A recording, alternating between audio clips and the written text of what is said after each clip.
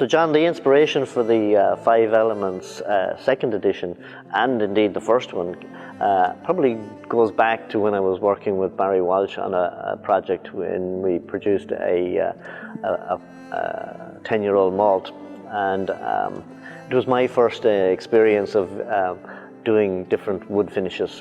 So we had gotten different cask styles, and the idea initially was to see would we bring out a finish.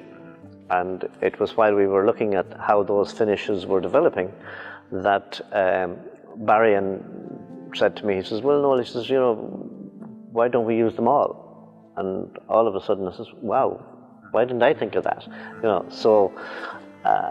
And the trick then, of course, is not to use or over-influence one above the other. So when I eventually then came to Powerscourt, and we were fortunate to have such excellent liquid at 16-year-old whiskies. One of the first things I did back in 2017 was to put some of that malt whiskey that had been matured quite well in bourbon, really lovely whiskey. And you know what they say about finishing, John, you don't put bad whiskey in to finish them off. Some people use finishing or different cask styles to hide a flaw. To mask, yeah. But obviously, the best thing to do is to put good whiskey into them because it only improves. So we selected quite a number of different cask styles, laid down the whiskey, and we've been keeping a close eye on it since. There's a lot of product in the market out there that have finishes. A single finish, maybe. Single finish, yeah. Exactly.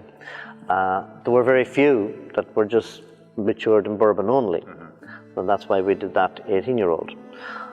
So my next challenge was to come up with something different or something new.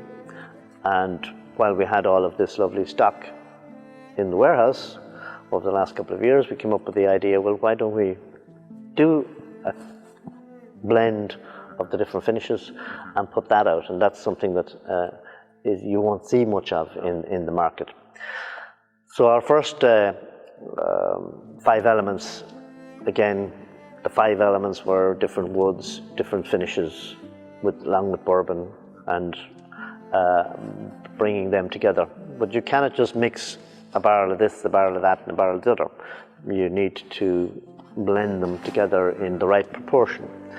And as you were saying earlier, the whole idea of a blend, for the want of a better word, is that each element you can taste in the final product. And that's what we hope to achieve when we're doing this kind of production.